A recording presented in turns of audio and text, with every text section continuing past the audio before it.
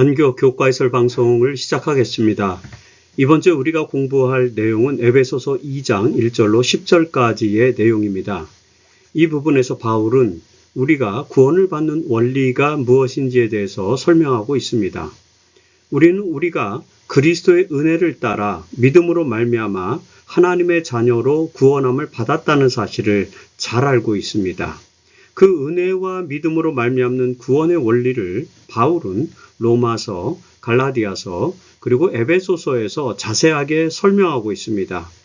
우리는 이러한 바울의 가르침을 따라서 믿음으로 말미암는 구원이라는 신학적 이해를 가지게 됩니다.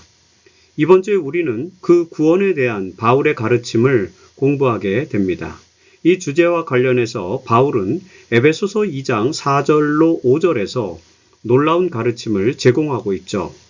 이번 주 기억절에 제시된 이 말씀에서 바울은 긍휼이 풍성하신 하나님이 우리를 사랑하는 그 큰 사랑을 인하여 허물로 죽은 우리를 그리스도와 함께 살리셨고 라고 강조합니다. 이 구절은 다음과 같은 사실, 즉 하나님의 자비가 풍성하신 그런 하나님은 우리를 큰 사랑으로 사랑하시기 때문에 우리가 죄로 인해 죽은 자 되었음에도 불구하고 그리스도와 함께 그분은 우리를 살리셨으며, 그래서 우리가 구원을 받은 것은 은혜로 말미암은 것이다 라는 사실을 강조하는 것입니다. 기독교 교육자이자 작가인 로이 레신이라고 하는 사람은 이런 글을 남겼습니다. 만약 인간에게 가장 필요한 것이 지식이었다면 하나님은 우리에게 교육자를 보내셨을 것이다. 만약 인간에게 가장 필요한 것이 건강이었다면 하나님은 우리에게 의사를 보내셨을 것이다. 인간에게 가장 필요한 것이 만일 돈이었다면 하나님은 우리에게 사업가를 보내셨을 것이다. 인간에게 가장 필요한 것이 즐거움이었다면 하나님은 우리에게 연예인을 보내셨을 것이다. 그러나 인간에게 가장 필요한 것은 죄사함이었다. 그래서 하나님은 우리에게 구세주를 보내신 것이다 라는 기록을 남겼습니다. 우리에게는 죄로부터의 구원이 필요합니다. 그래서 하나님은 우리에게 구세주를 보내주셨습니다. 그 하나님의 사랑과 구세주의 은혜가 우리를 어떻게 구원에 이르게 하는지 이제 우리는 한 주 동안 공부를 하게 되는 것입니다. 먼저 이번 주 교과는 우리에게 왜 구세주가 필요한지에 대해서 일요일 소지와 월요일 소지에서 제시하고 있습니다. 따라서 우리는 일요일 소지와 월요일 소지에서 구원이 필요한 우리의 상태에 대해서 바울이 무엇을 말하고 있는지에 대해서 공부를 하게 됩니다. 우선 일요일 소지에서 제시하고 있는 에베소서 2장 1절로 2절에서 우리는 구원이 필요한 우리의 상태에 대한 바울의 기록을 읽게 됩니다. 자, 그 내용은 다음과 같이 정리할 수 있습니다. 먼저 우리는 허물과 죄로 죽었던 사람이었다는 것입니다.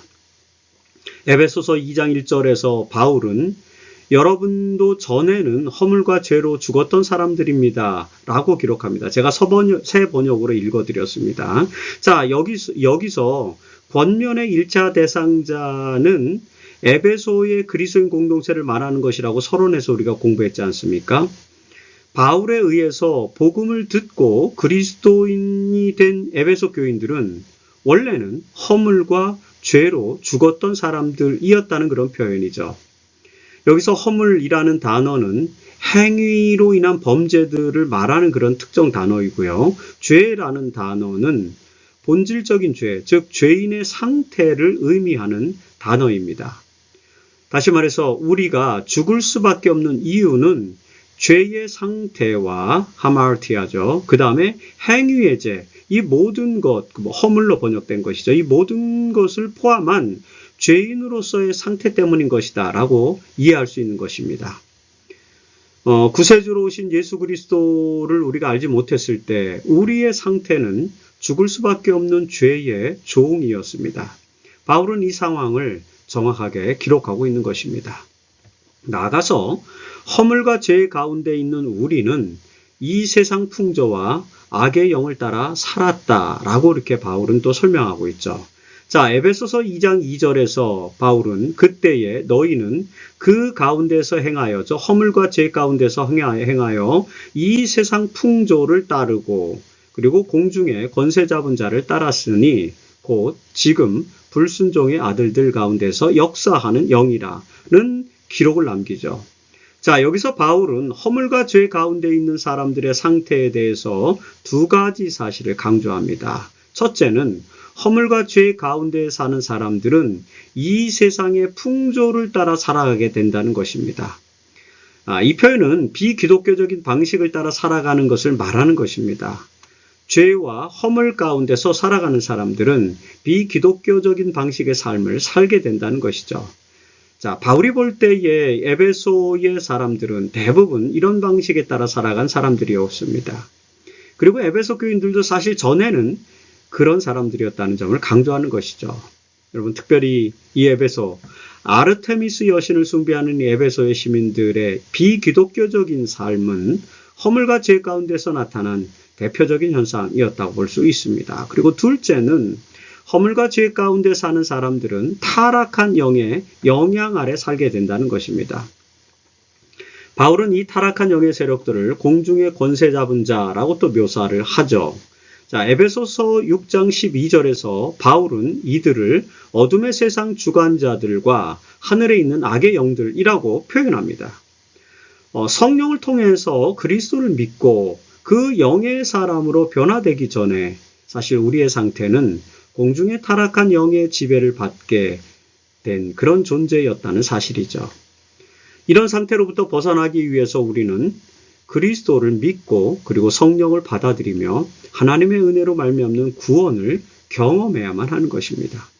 이것이 바울이 강조하는 은혜로 인한 구원의 필요성이라고 볼 수 있겠죠.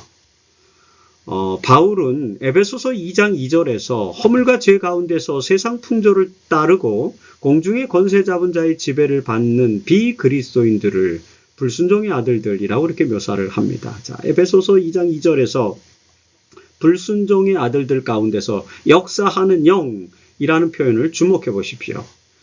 이들은 허물과 죄 가운데서 세상 풍조를 따르고 공중의 권세 잡은 자를 따르는 삶을 살았습니다. 에베소 교인들의 이전 상태가 그러했다는 것이죠. 그리고 사실 그것은 지금 우리에게도 또한 마찬가지입니다. 우리도 전에는 허물과 죄 가운데서 세상 풍조를 따르고 공중의 권세 잡은 자의 지배 아래 있었습니다. 그런 사람들은 불순종의 아들들이라고 표현된 것입니다. 에베소 교인들과 우리는 지금은 순종의 아들들이 되었죠. 그러나 우리가 불순종의 아들이었던 때가 있었다는 것을 우리는 기억해야만 한다는 것입니다. 그래야만 구원의 필요와 또한 구원자의 은혜를 기억하고 잊지 않게 될 것이라는 점이죠. 만일에 그렇지 않고 우리가 믿은 이후에도 불순종의 아들들로 살아간다면 또한 우리에게는 구원의 희망이 또 없을 것임을 또 설명하는 것입니다. 자, 바울은 에베소 교인들의 흔들리는 믿음을 붙잡기 위해서 전에 그들은 불순종의 아들들이었었던 것, 하지만 그랬던 그들이, 그 에베소 교인들이 어떻게 이제 구원함을 받았는지를 설명하기 위해서 허물과 죄로 인해 죽었었던 불순종의 아들들의 상태에 있었었다는 것을 다시 한번 강조하고 있는 것을 우리는 일요일 소지에서 확인해 볼 수 있습니다. 자, 이처럼 일요일 소지에서 우리는 불순종의 아들들이라는 표현에 주목을 하였습니다. 그들 즉 불순종의 아들들은 허물과 죄 가운데서 세상 풍조를 따르고 권세 잡은 자를 따르는 사람들이었죠. 그리고 이들을 이끄는 것은 악의 세력들이었고요. 그들로 인해서 사람들은 불순종의 아들들이 될 수밖에 없었다는 것입니다. 그러나 우리가 죄의 종으로 살아가는 것이 단지 외부의 세력들의 힘 때문만은 아니라는 것이 바울의 말입니다. 그래서 바울은 에베소서 1장 3절에서 그 내용을 또 기록합니다. 이 에베소서 1장 3절의 말씀에서 우리는 다음과 같은 내용들을 주목해야만 합니다. 첫째, 자, 구원받기 전에 우리는 외적인 힘 때문만 아니라 내적 욕망 때문에 하나님의 자녀가 되지 못했다는 것입니다. 일요일 소지에서 방금 우리는 구원받기 전에 우리의 상태가 불순종의 아들들이었는데 그것은 순전히 외적인 세력에 이끌렸기 때문이었다는 점을 살펴보았습니다. 그러나 우리가 불순종의 자녀가 된 이유가 단지 외부의 힘에 의해서만 아니라, 물론 당연히 외부의 힘에 의해서 우리가 어쩔 수 없이 이끌려가는 것이기도 하지만, 또 한편으로는 우리가 그 외부의 세력에 굴복하여 우리 스스로 내부에서 욕망을 추구하기 때문이기도 하다는 것이 바울의 핵심 가르침이죠. 이것이 월요일 소지에서 다루는 내용입니다. 다시 말해서 외적인 힘에 이끌려 불순종의 아들이 될 뿐만 아니라 내적 욕망에 이끌려서 또 진노의 자녀가 된다는 것, 그것이 에베소서 1장 3절의 내용이죠. 바울은 이렇게 설명합니다. 전에는 우리도 다 그 가운데서 우리 육체의 욕심을 따라 지내며 육체와 마음에 원하는 것을 하여 다른 이들과 같이 본질상 진노의 자녀이었더니 라고 이렇게 표현한 것입니다. 물론 이 말씀은 1절과 2절과 연결된 것이죠. 자, 따라서 허물과 죄 가운데서 외적 세력의 영향 아래서 불순종의 자녀로 살게 되면 결과적으로는 내적 욕망에 이끌리는 삶을 절제할 수 없어서 진노의 자녀가 될 수밖에 없다는 그런 말씀이죠. 이처럼 외적 세력의 영향과 내적 욕망의 이끌림이라는 이 허물과 죄의 원리를 우리는 잘 이해해야만 합니다. 그리고 둘째, 내적 욕망에 이끌린다는 것은 사실 우리의 의지와 정신의 방종함을 지적하는 그런 말씀으로 읽을 수 있습니다. 여러분, 에베소서 2장 3절에서 여기서 나타난 바울의 표현은 매우 신중하게 우리가 해석해야 될 필요가 있는 그런 말씀입니다. 자, 이 말씀에서 바울은 육체, 사룩스, 육체의 욕심을 따라 지내며 그 다음에 육체, 텔레마와 마음, 디아노이아. 그래서 육체가, 여기 육체가 단어가 두 개가 나오죠. 이것을 잘 봐야 됩니다. 육체의 욕심을 따라 지내며 육체와 마음에 원하는 것을 하여, 이렇게 표현했지 않습니까? 자, 바울의 사상에서 육체, 즉 사룩스는 타락하고 죄된 인간의 상태를 설명하는 용어로 사용됩니다. 이런 죄된 상태, 타락한 상태에서 욕심을 따라 지내는 사람들은 그의 의지와 정신에 원하는 것, 즉 타락한 의지와 정신이 원하는 것을 하게 될 것이다 라는 그런 이야기를 지금 설명하는 것입니다. 특별히 여기서 여러분 육체와 마음으로 번역된 이 헬라어 단어 텔레마 그리고 디아노이아, 이런 단어는 의지와 정신이라는 표현으로 번역하는 것이 더 적합합니다. 여기는 육체와 마음으로 번역했는데 사실은 텔레마와 디아노이아는 의지와 정신이라는 표현이 더 적합하고, 이 표현은 인간의 자유의지와 또는 인간의 확고한 정신을 말하는 것입니다. 그런데 여기서 바울은 불순종의 자녀들의 그 의지와 정신이 타락한 죄된 인간의 상태에 따른 의지와 정신, 즉 불완전한 자유의지와 불완전한 정신을 말하는 것입니다. 그런 의지와 정신이 원하는 것은 결국엔 타락한 욕망을 원한다라는 것을 지금 말하려고 하는 것이죠. 이처럼 예수를 믿고 성령을 받아들이기 전에 우리의 의지와 정신은 불완전하여 타락한 상태에서의 욕망을 추구하게 된다는 것을 지금 바울은 강조하는 것입니다. 사실 이런 표현들이 야고보라든지 베드로에게서도 나타나죠. 야고보서 1장 14절로 15절에서 야고보는 각 사람이 자기 욕심에 이끌려 미혹됨이니 욕심이 잉태한 즉 죄를 낳고 라고 표현하는데, 사실 이 표현은 바울의 표현과도 같은 것입니다. 그리고 베드로도 베드로전서 1장 14절에서 너희가 순종하는 자식처럼 전에 알지 못할 때에 따르던 너희 사욕, 욕망이죠. 욕심이죠. 사욕을 본받지 말고 라고 표현하는데, 이 사욕이라는 표현이 바로 바울의 표현과 유사한 것입니다. 이처럼 허물과 죄 가운데서 외부의 악한 영적 세력에 이끌리는 사람들은 내적 욕망을 따라 살아가게 된다는 것, 이것이 바로 이 바울이 여기 에베소서 2장 3절에서 우리가 가르치는 그런 말씀입니다. 자, 그리고 셋째, 바울은 이런 사람들을 진노의 자녀라고 규정하죠. 에베소서 2장 3절에 다른 이들과 같이 본질상 진노의 자녀이었더니 라는 것입니다. 자, 그리스도를 믿지 않고 허물과 죄 가운데서 외적 악의 영들과 내적 욕망에 이끌려 사는 사람들을 바울은 이제 또 본질상 진노의 자녀라고 이렇게 규정을 하게 되는 것입니다. 여러분, 그들이 진노의 자녀가 되는 이유는요, 에베소서 5장 6절에서 하나님의 진노가 불순종의 아들들에게 임하기 때문이다 라고 이렇게 우리는 이해할 수 있죠. 이처럼 바울은 에베소서에서 불순종의 아들, 진노의 자녀와 같은 표현들을 사용해서 믿음을 갖기 전에 인간의 상태를 규정하게 됩니다.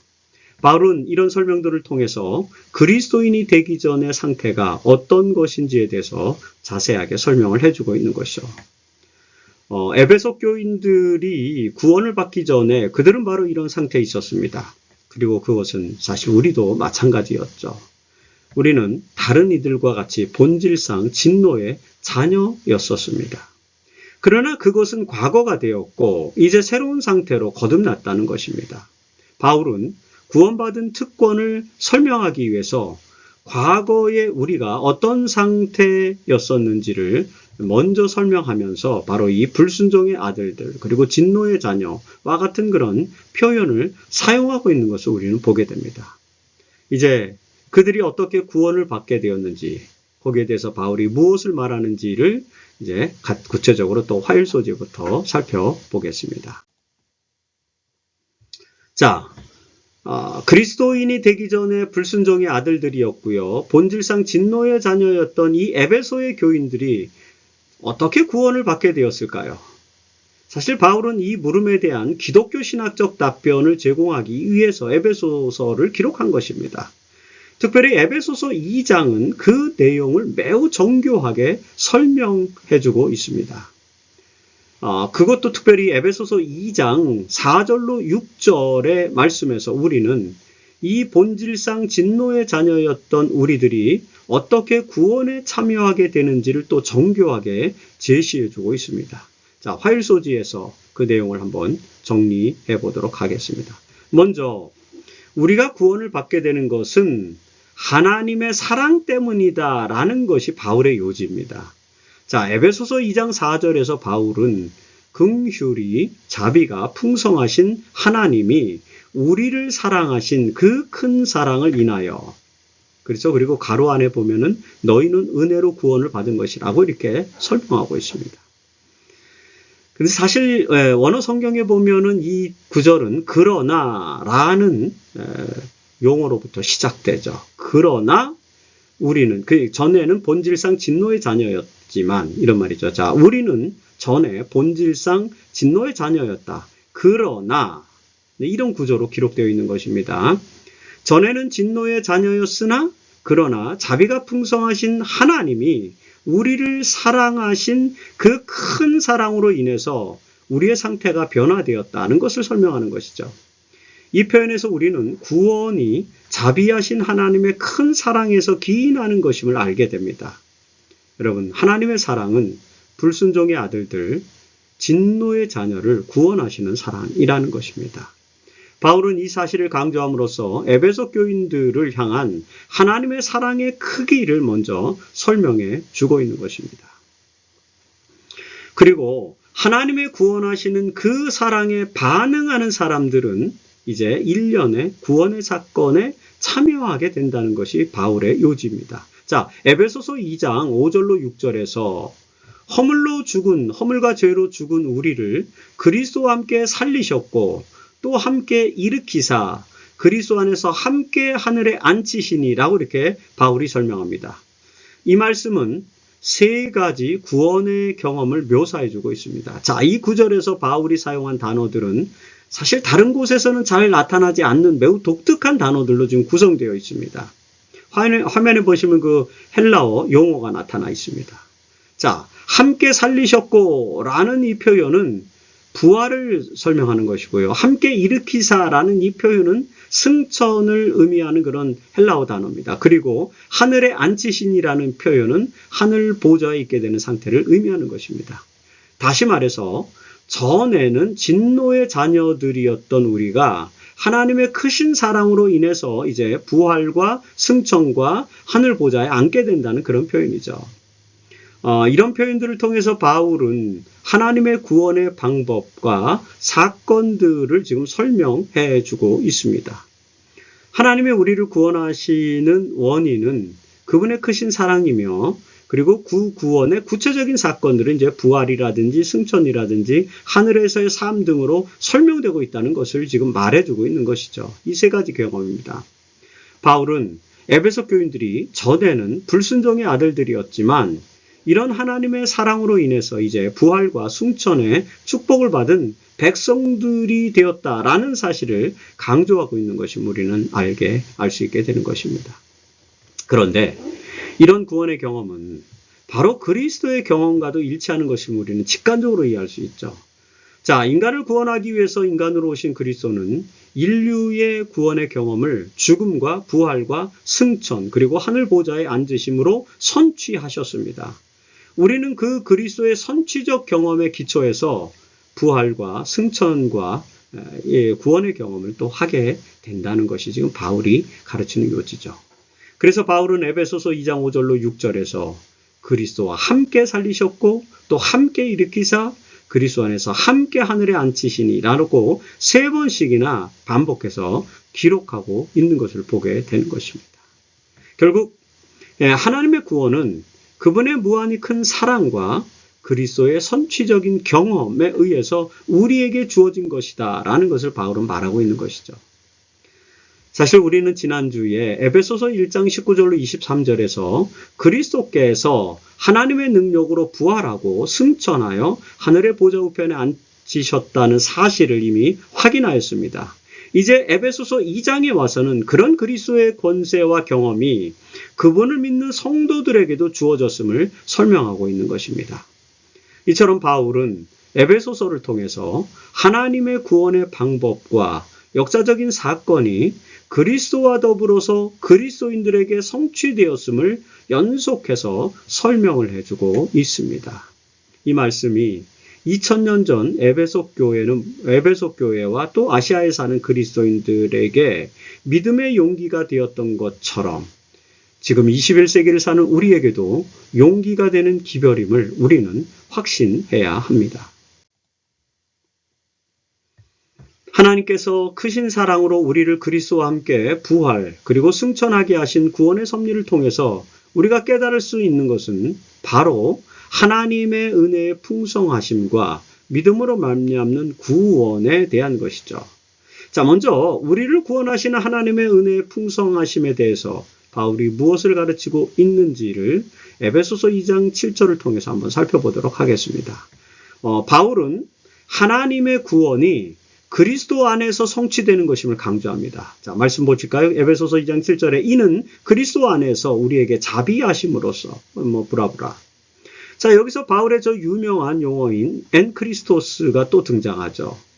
사실 바울은 모든 구원이 그리스도 안에서 엔크리스토스 안에서 이루어진다는 사실을 매우 강조합니다. 사실은 바울은 자신의 편지에서 이 그리스도 안에서 엔크리스토스라는 표현을 약 120번 정도 사용합니다. 바울은 모든 구원과 축복이 그리스도 안에서 이루어진다는 사실을 강조함으로써 기독교 신학의 정수를 제시해주고 있는 것입니다.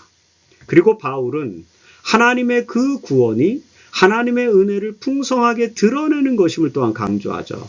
자, 에베소서 2장 7절에서 계속 말씀을 보면은 이렇게 해요. 그 다음에 은혜의 지극히 풍성함을 오는 여러 세대에게 나타내려 하십니다. 그렇게 설명하죠. 자, 바울은 그리스도 안에서라는 단어와 더불어서 은혜, 카리스라는 단어를 매우 많이 사용합니다. 바울은 이 단어를 약 90여 회 사용하고 있는데 에베소서에서만 12번 사용하고 있습니다. 사실 이 단어, 카리스라는 단어는 원래 사람을 끄는 매력 또는 호의적인 태도, 관용 같은 의미를 가지고 있는 단어인데요. 바울은 특별히 이 카리스라는 단어를 우리를 용서해 주시는 하나님의 구원의 선물 또는 이제 나중에는 성령의 은사, 카리스마라는 그런 의미로 사용하고 있습니다. 자, 이런 용례들을 통해서 바울은 우리가 그리스도 안에서 은혜, 즉 하나님의 구원의 선물을 받았음을 설명하는 것입니다. 그리고 우리는 그 은혜가 오늘 우리에게 또 주어졌다는 사실을 믿음으로 감사와 기쁨의 삶을 살 수 있다는 사실을 기억할 필요가 있습니다. 특별히 바울은 이 그리스도 안에서 주어진 하나님의 은혜, 즉 구원의 선물이 에베소 교인들뿐만 아니라 그 이후의 모든 세대들에게도 나타나게 될 것임을 또 강조하고 있죠. 그래서 여기 에베소서 1장 7절에서 은혜의 지극히 풍성함을 오는 여러 세대에 나타내려 하심이라고 이렇게 설명하는 것입니다. 여기서 표현된 오는 여러 세대라는 이 단어는, 이 헬라어의 단어는 영어로는 age to come으로 번역되죠. 사실 이 표현은 미래 세대를 표현하는 그런 관용구입니다. 영어적 관용구죠. 자, 하나님의 은혜로 말미암은 풍성한 구원의 선물은 과거와 현재뿐만 아니라 미래의 모든 세대에게도 나타내려 하셨다는 것을 설명하는 것입니다. 우리는 에베소서를 통해서 하나님의 은혜가 그 시대뿐만 아니라 오늘 우리가 사는 이 시대와 그리고 우리 미래 세대에게도 나타날 것을 확신할 수 있으며 그것으로 인해서 감사와 기쁨의 삶을 살아갈 수 있게 된다는 사실을 이 말씀을 통해서 또 배우게 됩니다. 그리고 바울은 에베소서 2장 7절에서 또한 그리스도의 십자가와 부활과 승천을 통한 구원의 역사가 하나님의 구원의 풍성한 은혜를 모든 세대를 통해 나타내는 증거가 되고 있다는 사실을 또 강조하고 있습니다. 이 놀라운 하나님의 은혜는 우주적인 구속의 큰 그림, 지난주에 우리가 공부했던 그 큰 그림에서 중심 주제가 되는 것입니다. 이와 관련해서 엘렌 와이트는 시대소망 19페이지와 20페이지에서 이렇게 기록합니다. 하나님의 놀라운 은혜의 목적, 즉 구속하시는 사랑의 신비는 천사들도 또한 살피기를 원하는 주제로서 무궁한 시대를 통하여, 무궁한 시대입니다. 무궁한 시대를 통하여 그들의 연구 주제가 될 것이다 라는 그런 말씀이죠. 그리스도를 통해 인류를 구원하시는 하나님의 놀라운 은혜는 과거로부터 미래에 이르기까지 영원 무궁토록 온 우주의 관심의 주제가 될 것이라는 그런 말씀입니다. 바울이 에베소 교인들에게 보낸 이 편지에 이런 놀라운 주제가 강조되고 있음을 읽으면서 우리는 그 은혜에 대하여 감사와 찬송을 드릴 수 있게 될 것임을 확신하게 되는 것입니다. 바울이 말하는 하나님의 구원의 섭리를 통해서 우리는 하나님의 은혜의 풍성하심과 더불어 믿음으로 말미암는 구원의 진수를 또한 이해하게 됩니다. 그것이 목요일 소지의 주요 내용이죠. 에베소서 2장 1절로 10절에서 바울은 이 주제와 관련된 논리적 진수를 제공해주고 있음을 우리는 이번 주에 공부하고 있습니다. 자, 우리는 모두 과거에 불순종의 아들들이었고 진노의 자녀였지만 이제는 그리스도 안에 있는 은혜의 풍성하심으로 부활과 승천의 사건에 그리스도와 함께 참여하였습니다. 이런 구원은 모든 하나님의 은혜로 인한 것입니다. 그러나 마지막 한 가지 진실은 그 하나님의 은혜를 받은 사람도 있지만 그렇지 못한 사람도 있다는 것이죠. 바울은 에베소 교인들에게 그 구원의 은혜를 받게 된 비결이 무엇인지를 설명합니다. 자, 첫째, 그 구원의 은혜는 믿음을 통해서 받게 된다는 것입니다. 에베소서 2장 8절에서 바울은 너희는 그 은혜에 의하여 믿음으로 말미암아 구원을 받았으니 이것은 너희에게서 난 것이 아니라 하나님의 선물이라. 자, 이 말씀에서 우리는 또다시 구원의 서정이라는 신학적 도식을 확인하게 됩니다. 하나님의 구원은 첫째, 은혜에 의하여, 그리고 둘째, 믿음으로 말미암아 받게 된다는 것입니다. 지난주에도 이미 설명해 드린 것처럼 구원은 성령의 선행 은총으로 인해 그리스도께 인도함을 받은 우리가 그 은총을 믿음으로 받아들임으로써 이루어지는 것임을 알게 됐습니다. 이 선행 은총과 믿음으로 말미암은 변화, 그 거듭남은 우리를 의롭게 변화시켜 주는데 그것이 바로 믿음으로 말미암는 의의 요지입니다. 자, 바울은 이런 선행 은총과 칭의와 성화의 과정이 모두 하나님의 선물이라는 점을 강조하고 있죠. 그리고 둘째, 구원이 하나님의 선물인 이유는 그것이 우리의 행위로 말미암은 것이 아니기 때문이라는 것입니다. 자, 에베소서 2장 9절에서 바울은 행위에서 난 것이 아니니 이는 누구든지 자랑하지 못하게 함이라고 강조하고 있죠. 당시의 유대인들은 구원이 율법에 순종하는 행위의 결과로 오는 것임을 가르쳤습니다. 그러나 바울은 그런 유대인들의 행위가 그들을 구원하지 못했음을 잘 알고 있었죠. 그래서 그는 그리스도 안에서 은혜로 얻는 구원의 신학을 강조하게 된 것입니다. 우리의 구원은 우리의 행위에서가 아닌 전적인 하나님의 선물로 주어진 것이며 따라서 우리가 자랑할 그 어떤 행위나 공로가 존재하지 않는다는 것이 바울의 요지입니다. 사실 이것이 기독교 구원론의 정수라는 사실을 우리는 잘 알고 있죠. 우리는 에베소 교회에 보내는 바울의 편지에서 이 놀라운 진리를 다시 한번 발견하게 되는 것입니다. 그리고 셋째, 하나님의 구원의 선물로 인해서 우리는 그분의 걸작품이 되었다는 것입니다. 자, 에베소 2장 10절은 놀라운 말씀이 담겨 있습니다. 말씀은 이렇습니다. 우리는 그가 만드신 바라 그리스도 예수 안에서 선한 일을 위하여 지으심을 받은 자니 이 일은 하나님이 전에 예비하사 우리로 그 가운데 행하게 하려 하심이라는 그런 말씀입니다. 우리가 많이 인용했던 것처럼 우리는 그가 만드신 바라는 이 표현은 우리는 하나님의 걸작품이다라는 그런 의미죠. 여기서 사용된 걸작품, 즉 포이에마라는 이 헬라어 단어는 사실 로마서 1장 20절과 함께 이곳에서만 사용된 딱 두 번 사용된 그런 단어입니다. 하나님의 구원의 섭리로 인해서 우리는 하나님의 걸작품이 되었다는 것입니다. 특별히 하나님은 우리를 그리스도 예수 안에서 선한 일을 위하여 걸작품으로 만드셨다고 설명합니다. 자, 여러분, 그리스도 안에서 선한 일이란 무엇입니까? 그것은 하나님의 거룩한 성령의 뜻을 따라 살아가는 선한 그리스도인들의 삶을 가리키는 것 아닙니까? 하나님의 은혜와 그리스도의 모본과 그리고 성령의 능력 안에서 우리는 하나님의 걸작품이 되었고 그런 하나님의 걸작품에 걸맞는 삶을 살게 된다는 것입니다. 이것이 바울이 에베소 교인들에게 바라는 것이었죠. 그리고 바울은 이런 일이 모두 창세 전부터 예비된 하나님의 계획이었음을 여기 에베소서 2장 10절에서 강조하고 있는 것입니다. 우리는 모두 이런 하나님의 구원의 계획 속에서 하나님의 걸작품이 되었음을 확신하면서 믿음의 삶을 살아가야 할 필요가 있습니다. 엘렌 화이트는 가려 뽑은 기별 2권 170페이지에서 우리에게 이런 권면을 주고 있습니다. 믿음으로 그리스도를 진심으로 받아들이는 모든 영혼은 겸손한 마음으로 행할 것이다.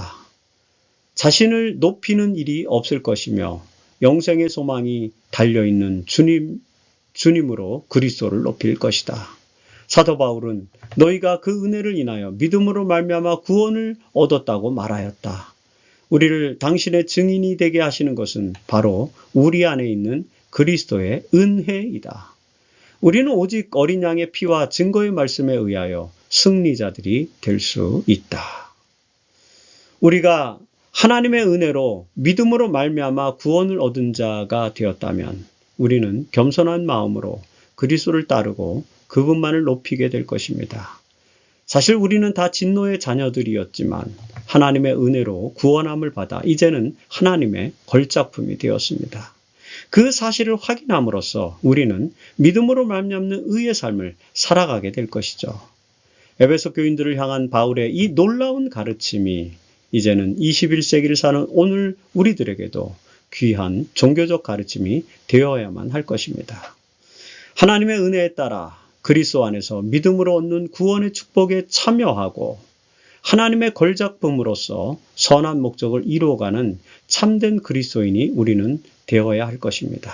그런 소망을 마음속에 간직하면서 이번 한 주 동안의 교과 공부가 여러분들의 신앙의 삶에 큰 위안이 되기를 간절히 바라는 마음을 가지면서 이번 주 교과 해설 방송을 마치겠습니다.